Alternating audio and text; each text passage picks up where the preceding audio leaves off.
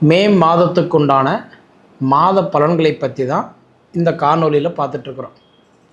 அப்போ இந்த மே மாதம் அப்படின்னு பார்த்திங்கன்னா 31 நாட்கள். 1ஆம் தேதி சித்ரா பௌர்ணமி, 31ஆம் தேதியும் பௌர்ணமி தான். இந்த மாதத்தில் 2 பௌர்ணமி. சரிங்களா? 1ஆம் தேதி ஆரம்பிக்கிற நாளும் பௌர்ணமி தான், முடிகிற நாளும் பௌர்ணமி தான். இது ஒரு அற்புதமான ஒரு மாதமாக இருக்க போகுது. அதே மாதிரின்றது நமக்கு ஏதோ ஒரு வேண்டுதல் வைக்கணும் செய்யணும்னு நீங்கள் நினச்சிங்கன்னா 1ஆம் தேதி அன்றைக்கி சித்ரா பௌர்ணமி இல்லைங்களா? சித்ரா பௌர்ணமி அன்னைக்கு முடிஞ்சால் பக்கத்தில் இருக்கிற மாதிரி இருந்தால் கிரிவலம் போயிட்டு வாங்க. அப்படி இல்லைன்னா முருகன் கோயிலுக்கு போய் மனசார ஒரு வேண்டுதல் வச்சுட்டு வாங்க. உங்களுடைய ஏன்னா எல்லாருக்கும் ஒரே கேள்வி இருக்காது இல்லைங்களா? ஒவ்வொருத்தருக்கும் ஒவ்வொரு எதிர்பார்ப்பு உண்டு. அப்போ உங்களுடைய எதிர்பார்ப்பு என்ன அப்படின்னு தெரிஞ்சு நீங்கள் ஒரு வேண்டுதல் வச்சுட்டு வாங்க. கடைசி 31ஆம் தேதி பௌர்ணமி இல்லைங்களா? முடிகிறதுக்குள்ளார நிச்சயமாக நீங்கள் வைக்கிற வேண்டுதல் கண்டிப்பாக நடக்கும். சரிங்களா? அது போக பார்த்திங்கன்னா இந்த மே மாதம் 4ஆம் தேதி அக்னி நட்சத்திரம் ஆரம்பமாகுது. எப்பயுமே அக்னி நட்சத்திரம் அப்படின்றது 21 நாள் தான். ஆனால் இந்த டைம் பாருங்கள் 25 நாள் வந்திருக்கு. சரிங்களா? அப்போ மே மாதம் 4ஆம் தேதியிலிருந்து அதாவதுன்றது மே மாதம் 28ஆம் தேதி வரைக்கும் அக்னி நட்சத்திரம் தான், 25 நாட்கள். அப்போ பொதுவாக இந்த வெயிலுடைய தாக்கம் அதிகமாக இருக்குது. அப்போ நமக்கு வாய் உண்டு, நாம் ஏதோ பேசி ஜமாளிச்சுக்கிறோம். அப்போ வாய் இல்லாத ஜீவன் எவ்வளோ இருக்குது? முடிஞ்ச வரைக்கும் இப்போ ஒரு காக்காக்குருவெல்லாம் இருக்குது அப்படின்னா அதுக்கு தானியம் வைக்கிறது, தண்ணி வைக்கிறது, இல்லாதவங்களுக்கு ஏதோ ஒரு நம்ம தானம் அன்னதானம் கேட்டால் ஏதோ ஒன்று செய்கிறது, இருக்கிறவங்க இல்லாதவங்களுக்கு ஏதோ செய்யும்போது நிச்சயமாக அந்த புண்ணியம் நம்ம பிள்ளைகளுக்கு சேரும். பொதுவாக நம்ம பிள்ளைகளுக்கு புண்ணியத்தை சேர்த்து வச்சுட்டு போகணும், பாவத்தை சேர்க்கக்கூடாது. அதனால் இந்த மாதிரி ஒரு சின்ன சின்ன ஒரு உதவிகள் செய்யும்போது அந்த புண்ணியமெல்லாம் நம்ம பிள்ளைகளுக்கு தான் சேரும். சரிங்களா? அதே சமயத்திலேயே இந்த தனுசு ராசியில் பிறந்த உங்களுக்கு இந்த மே மாதம் எந்த மாதிரியான ஒரு வளர்ச்சிகள் கொடுக்க போகிறாரு அப்படின்னு பார்த்தீங்கன்னா, தனுசு ராசிக்கு வரக்கூடிய நட்சத்திரங்கள் முதல்ல என்ன அப்படின்னு பார்த்தா, கேதுவுடைய நட்சத்திரமான மூலம் நட்சத்திரம் 4 பாதங்கள். அதன் பிறகு வரக்கூடிய சுக்கிரனுடைய நட்சத்திரமான பூராட நட்சத்திரம் 4 பாதங்கள். அதன் பிறகு வரக்கூடிய சூரியனுடைய நட்சத்திரமான உத்திராட நட்சத்திரம் 1 பாதம். அப்போ இந்த 3 நட்சத்திரங்களும் 9 பாதங்களும் அடங்கிய ராசி தான் இந்த தனுசு ராசி. தனுசு ராசியாதிபதி யாருன்னா குரு பகவான். இப்போ மற்றவங்களுக்கு எல்லாம் பார்த்தீங்கன்னா குரு அப்படின்றவர் ஒரு கிரகம் தான். ஆனால் உங்களுக்கு அப்படி கிடையாது. உங்கள் ராசியாதிபதியே குரு தான் இல்லைங்களா? அதனால் இந்த குரு பகவான், உங்கள் ராசியாதிபதி குரு பகவான் இந்த ஒரு மாதம் மட்டும்தான் உங்கள் ராசி பார்ப்பார். ஏன்னா அடுத்த மாதம் பார்த்திங்கன்னா ஜூன் மாதம் 1ஆம் தேதி குரு பயிற்சி வருதுங்க. அப்படி குரு பயிற்சி ஆகும்போது மிதுன ராசியில் இருக்கக்கூடிய குரு பகவான் இப்போ உங்களுக்கு 7ஆம் இடமா உங்கள் ராசி பார்த்துட்ருக்கிறார். அதே மாதிரி ஒருத்தருக்கு கல்யாணம் பண்ணோம்னா 2, 5, 7, 9, 11ஆம் இடத்துல குரு இருந்தால் தான் குரு பார்வை இருக்குன்னு சொல்லுவாங்க. அப்போ குரு பகவான் உங்கள் ராசியை 7ஆம் இடமா பார்க்குறாரு. உங்கள் ராசிக்கு இப்போ 7ல் குரு இருக்கார். சரிங்களா? அப்போ அந்த காலத்துலலாம் 27 பொருத்தங்கள் பார்த்து தான் கல்யாணம் பண்ணுவாங்க. அப்போ 2 பேர்த்துக்குமே குரு இருக்கணும். ஆணுக்கும் குரு இருக்கணும், பெண்ணுக்கும் குரு இருக்கணும். அப்போ ஒருத்தருக்கு குரு இருந்து ஒருத்தருக்கு இல்லைன்னா கூட கல்யாணம் பண்ண மாட்டாங்க. அப்படி பண்ணும்போது தான் எல்லாருக்குமே நல்லா இருந்தாங்க. எல்லாருக்கும் கல்யாணம் ஆச்சு. அதே மாதிரி குழந்தை எல்லாருக்கும் நல்லா இருந்தது. அதாவது முக்கியமாக சுகப்பிரசவம் நடந்தது. இன்றைக்கி காலகட்டம் அப்படி இல்லை. இந்த சூழ்நிலையெல்லாம் மாறினது காரணம் என்னென்னா 27, அடுத்தது 25 பொருத்தம், அடுத்தது 22, 18, 15, அதுக்கப்புறன்றது 12, 9, இப்போல்லாம் 7 பொருத்தம் போய் கூட 5 பொருத்தம் இருந்தால் போதுன்னு பார்க்குற காலம் வந்துருச்சு. இதை நான் ஏன் சொல்கிறேன்னா, அதாவது குரு பார்வை தனுசு ராசிக்கு இந்த ஒரு மாதம்தான் உண்டு.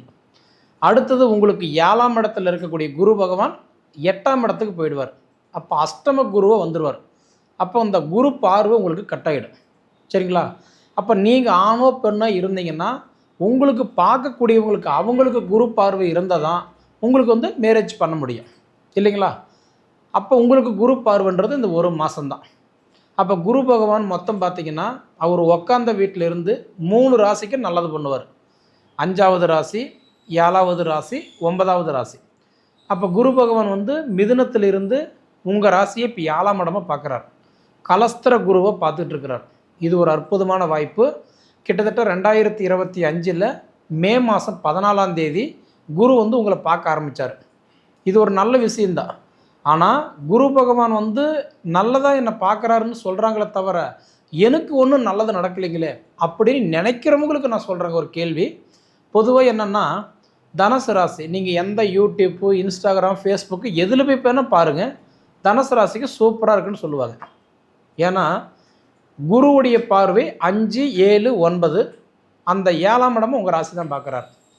ராகு கேதுனுடைய பார்வை 3, 7, 11 அப்போ கும்பத்திலிருந்து 3ஆம் இடமும் உங்கள் ராசி தான் பார்க்குறாரு. சனி பார்வை 3, 7, 10 அப்போ சனி மீனத்திலிருந்து 10ஆம் இடம் உங்கள் ராசி தான் பார்க்குறாரு. குரு பார்வை 7, ராகு பார்வை 3, சனி பார்வை 10. இந்த 3 ராசியும் பார்வை பார்க்குற ஒரே ராசி யாருதுன்னா இந்த தனுசு ராசி மட்டும்தான்.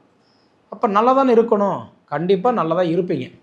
இதில் ஒரு சிலர் நல்லா இல்லாதவங்களுக்கு நான் சொல்லிக்கிறது ஒரே ஒரு விஷயம் என்னென்னா, உங்கள் ஜாதகம் மாறி இருக்கலாம், திசாபுத்தி கெட்டிருக்கலாம், கிரக நிலைகள் கெட்டிருக்கலாம். இப்போ உதாரணம், கடகத்தில் குரு இருந்தால் அவர் வந்து உச்சத்தில் இருக்கிறார், நல்லது பண்ணுவார். அதே குரு பகவான் வந்து மகரத்தில் இருந்தால் நீச்சம் அடைஞ்சிருப்பார், வேலை செய்ய மாட்டார். அந்த மாதிரி தான். அப்போ எல்லாத்துக்குமே குரு மகரத்தில் தான் கடகத்தில் தான் இருந்தாங்கன்னு சொல்ல முடியுமா? இல்லை. இந்த மாதிரி மாறி இருந்தால் கூட கண்டிப்பாக கொடுப்பார். என்னென்னா இன்றைக்கி காலகட்டம் கோச்சார ரீதியாக பார்த்திங்கன்னா தனுசு ராசிக்கு ஒரு அற்புதமான ஒரு வாய்ப்பு தான் தனுசு ராசிக்கு. இப்போ ஜூன் மாதம் அதாவது 1ஆம் தேதி குரு வந்து மிதுனத்திலிருந்து கடகத்துக்கு வராரு. அப்படி கடகத்துக்கு வரும்போது தனுசு ராசி பார்த்துக்கிட்டு இருந்த குரு பகவான் அடுத்தது என்ன பண்ணுவார்னா மகரத்தை பார்க்க போயிடுவார். சரிங்களா? அப்போ இந்த குரு பார்வைன்றது இந்த ஒரு மாதம்தான். அப்போ இந்த ஒரு மாதத்தில் எண்ணம் போல் வாழ்க்கை அப்படின்ற மாதிரி உங்களால் என்ன முடியுமோ அது முயற்சி எடுங்க, கண்டிப்பாக வெற்றி நிச்சயமாக இருக்கும். அதுக்கு முன்னாடி உங்கள் ராசியாதிபதி குரு இல்லைங்களா? அப்போ குரு பகவானே டைரெக்டாக வழிபட்ட கடவுள் பார்த்திங்கன்னா திருச்செந்தூர் முருகர் வழிபட்டார். அதனால் முடிஞ்ச வரைக்கும் திருச்செந்தூர் இந்த மாதம் போயிட்டு வாங்க, கண்டிப்பாக திருப்பம் நடக்கும். எப்பயுமே கடவுள் இல்லாத நாம் வாழ முடியாது, கடவுளோட அனுகிரகம் இல்லைனாலும் நம்மளால் வாழ முடியாது, நம்ம ஜாதகம் கெட்டு போயிருந்தாலும் நம்மளால் வாழ முடியாது. அதனால தான் சொல்லுவாங்க, அதாவது உடம்பெல்லாம் தேனெல்லாம் பூசி தெருவெல்லாம் ஒன்றனால ஒற்றை மண்ணை தான் ஒட்டுன்னு சொல்லுவாங்க. நம்மளோட விதி கெட்டு போச்சுன்னா என்ன தான் பொது பலன் நல்லா இருக்குதுன்னு சொன்னால் கூட நமக்கு நல்லது நடக்காது. அதனால் இந்த மாதம் கண்டிப்பாக உங்களுக்கு சூப்பராக இருக்கும். ஏன்னா அடுத்த மாதம் தானே குரு மாறுறாரு. அதனால் கண்டிப்பாக இந்த மாதம் குரு உங்களுக்கு 7 இருக்கிறதுனால கலஸ்திர குருவாக இருக்கிறாரு. இந்த மாதம் இந்த திருமணத்துக்கு வரன் பார்த்துட்டு இருக்கிறவங்களா இருந்தீங்கன்னா இந்த மாதம் கொஞ்சம் அதாவது வேகப்படுத்துங்க, பொண்ணு மாப்பிள்ளை பார்க்குறதுக்கு கொஞ்சம் வேகப்படுத்துங்க. அப்படி பண்ணும்போது இன்னாருக்கு இன்னாருன்றது கை நினைக்கலாம், பேசி முடிக்கலாம். அதே மாதிரின்றது ஏதோ ஒரு வகையில் ஒத்து போகும். ஆனால் அடுத்த மாதம்லாம் பார்த்தீங்கன்னா குரு மாறிட்டார்னா கொஞ்சம் ஸ்லோவாக வேலை செய்வார், அவ்வளோதான். சரிங்களா? அதனால் குரு வந்து இப்போ உங்களுக்கு ஃபேவராக இருக்கிறார், அதுதான் உங்களுக்கு முதல் விஷயம். அடுத்தபடி உங்களுக்கு வந்து உங்களோட ராசிக்கு வந்து பார்க்கும்போது சனி பகவான் 4ஆம் இடத்துல இருக்கிறார். உங்கள் ராசிக்கு சனி 4ல் இருந்து சனி உங்கள் ராசிக்கு அர்த்தாஷ்டம சனியாக பார்க்குறாரு. இப்போ பொதுவாக சனி வந்து ஒரு சில ராசிக்கெல்லாம் பார்த்தீங்கன்னா 7 சனி, அஷ்டமத்து சனி அப்படின்னு நம்ம சொல்கிறோம். அந்த ரீதியாக பார்த்தீங்கன்னா உங்களுக்கு வந்து இப்போ அர்த்தாஷ்டம சனி. இந்த அர்த்தாஷ்டம சனி எப்போ பிடிச்சது அப்படின்னு பார்த்தீங்கன்னா, அதாவது 2025 அதாவதுன்றது மார்ச் 29 தான் இந்த அர்த்தாஷ்டம சனி பிடிச்சது. அப்போ இந்த சனி எப்போ முடியுதுன்னு பார்த்தீங்கன்னா 2027 வருஷம், அதாவது நெக்ஸ்ட் அடுத்த வருஷம் ஜூன் மாதத்தில் சனி பயிற்சி ஆகுது. அப்போ தான் உங்களுக்கு வந்து இந்த அர்த்தாஷ்டம சனி உங்களுக்கு முழுமையாக முடியுது. இந்த சனியுடைய தாக்கம் முடியணும்னா அதாவது 2027 ஜூன் மாதம் சனி பயிற்சி ஆகுது. அதோடு உங்களுக்கு இந்த அர்த்தாஷ்டம சனி முடிஞ்சு போயிடும். அதனால் இந்த மாதம் சனி பெருசாக உங்களுக்கு எந்த மாற்றமும் கொடுக்க மாட்டார். நல்லா இருக்குன்னு சொல்ல முடியாது, சனி கெட்டு போயிட்டாருன்னு சொல்ல முடியாது, ஓரளவுக்கு நார்மலாக இருக்குது. ஏன்னா சனி பார்வை உங்களை பார்க்குறாரு இல்லையா, அதனால் மீடியமும் ஓரளவுக்கு வச்சுக்குவார். இப்படி இருக்கக்கூடிய காலகட்டத்தில் பொதுவாக உங்களுடைய ராசிக்கு இப்போ வந்து பார்க்கும்போது செவ்வாய் வந்து 4ல் இருக்கிறார். செவ்வாய் மங்களக்காரகன் 4ஆம் இடத்துல சுகஸ்தானத்தில் இருக்கும்போது, அதுவும் குறிப்பாக குரு வீட்டில் இருக்கும்போது இந்த அசையா சொத்துக்கள், இந்த வீடு கட்டுறது, வீடு ஆல்ட்ரேஷன், மண்மனை சார்ந்தது, கிரையம் பண்ணுற விஷயம், இந்த மாதிரி எதாவது பண்ணுற மாதிரி இருந்ததுன்னா கண்டிப்பாக இந்த மாதம் உங்களுக்கு ஓரளவுக்கு நல்லாயிருக்கும். ஏன்னா இப்போ செவ்வாய் 4ஆம் இடத்துல குரு வீட்டில் 10 தேதி வரைக்கும் இருப்பார். அந்த 10 தேதிக்கு மேலே பார்த்தீங்கன்னா அவர் வந்து மேச ராசிக்கு போயிடுவார். மேச ராசிக்கு அதிபதி செவ்வாய் மேச ராசிக்கே போயிடுவார். அப்போ 10 தேதி வரைக்கும் சுகஸ்தானத்தில் இருந்துட்டு 11ஆம் தேதிக்கு போய் நம்ம கரெக்டாக மேச ராசியில் 5ஆம் இடத்துல போய் அவர் உட்காந்தாருன்னா சொந்த வீட்டில் போய் அவர் ஆட்சியாக உட்காந்துருவார். அப்போ அதுக்கு மேலே ஒரு 21 நாள் தன் சொந்த வீட்டிலிருந்து உங்களுக்கு சப்போர்ட் பண்ணுவார். சரிங்களா? அதனால் எனக்கு தெரிஞ்சு செவ்வாய் நல்லா இருக்கிறதுனால இந்த மாதம் கடன் பிரச்சனை கண்டிப்பாக கொஞ்சம் குறைகிறதுக்கு வாய்ப்புண்டு. அடுத்தது பார்த்துட்டிங்க அப்படின்னா உங்களுக்கு வந்து சுக்கிரன் 6ல் இருக்கார். 6ஆம் இடத்துல இருந்தாலும் அவர் தன் சொந்த வீட்டில் இருக்கார். அதுதான் உங்களுக்கு பலமே. ஏன்னா ரிஷப ராசிக்கு அதிபதி சுக்கிரன் ரிஷப ராசியிலே இருக்கிறதுனால கண்டிப்பாக உங்களுக்கு வந்து 14 தேதி வரைக்கும் அவர் தன் சொந்த வீட்டில் இருப்பார். அதாவது 6ஆம் இடத்துல இருப்பார். அதுக்கப்புறம் 14ஆம் தேதிக்கு மேலே பார்த்துட்டிங்கன்னா அவர் வந்து ரிஷபத்திலிருந்து மிதுனத்துக்கு மாறிடுவார்.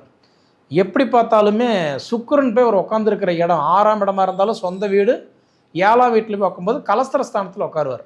அதனால் உங்கள் நேரம் மற்றவங்களுக்கு நிச்சயமாக நல்லா தான் இருக்குது. ஒரு வழிகாட்டியாக தான் இருக்க போகுது. சரிங்களா? நீங்கள் கஷ்டப்பட்டாலும் மற்றவங்க நல்லா வாழ்வாங்க அப்படின்ற மாதிரி கண்டிப்பாக உங்களுக்கு நல்ல மாற்றங்கள் கொடுப்பார். எப்படி பார்த்தாலும் எனக்கு தெரிஞ்சு அதாவது சுப காரியம் நடக்கிறதுக்கு நிறைய வாய்ப்புகள் உண்டு. அதே அடுத்தது பார்த்துட்டிங்க அப்படின்னா புதன் 5ஆம் இடத்துல இருக்கிறார். புதன் பகவானும் சூரிய பகவானும் 2 கிரகம் இணைஞ்சி அவர் வந்து 5ஆம் இடத்துல இருக்கிறார். பஞ்சம ஸ்தானத்தில் இருக்கிறார். அப்படி பார்த்தா நீர், நெருப்பு, பூமி, ஆகாயம், காற்று இந்த 5ம் சேர்ந்ததான் பஞ்சபோதம்னு சொல்லுவாங்க. அப்படி பார்த்தா அந்த பஞ்சபோதத்தில் இந்த உலகத்தையே ஆளக்கூடிய சூரியனும் அதே மாதிரி கல்விக்கு அதிபதி ஞானக்காரகன்னு சொல்லக்கூடிய புதன் பகவானும் ஒன்றா இணைஞ்சி புதன் ஆதித்ய யோகத்தில் இருக்கிறதுனால 14 தேதி வரைக்கும் 2 பேருமே பாருங்கள் 5ஆம் இடத்துல தான் இருப்பாங்க. 15ஆம் தேதி பார்த்தீங்க அப்படின்னா அதே 2 கிரகம் அப்படியே என்ன பண்ணுறாங்க மேசத்துலேருந்து ரிஷபத்துக்கு மாறுறாரு. சரிங்களா? அப்போ வந்து பார்க்கும்போது 29ஆம் தேதி வரைக்கும் 1ஆம் தேதியிலிருந்து 29ஆம் தேதி வரைக்கும் அவர் வந்து இதில் ஒரு 14 நாள் அதில் ஒரு 14 நாள் கிட்டத்தட்ட பார்த்திங்கன்னா மொத்தம் ஒரு 29 நாள் அவர் வந்து புதன் ஆதித்ய யோகத்திலே இருப்பாங்க. அப்போ புதன் பகவான் வந்து 29ஆம் தேதிக்கு மேலே 6ஆம் இடத்துலேருந்து 7ஆம் இடத்துக்கு தன் சொந்த வீட்டுக்கே போயிடுவார். மிதுன ராசிக்கே போயிடுவார். அப்படி போகும்போது உங்களோட படிப்புக்கு நல்ல ரிசல்ட்டு கிடைக்கும்.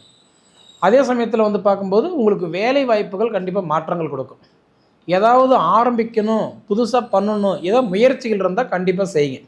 சிஸ்டத்துக்கு முன்னாடி உட்காந்து ஒர்க் பண்ணுறவங்களுக்கு, 2வது இந்த ஆன்லைன் சம்மந்தப்பட்ட பிஸ்னஸ் பண்ணுறவங்களுக்கு இது எல்லாமே சூப்பராக இருக்கும்.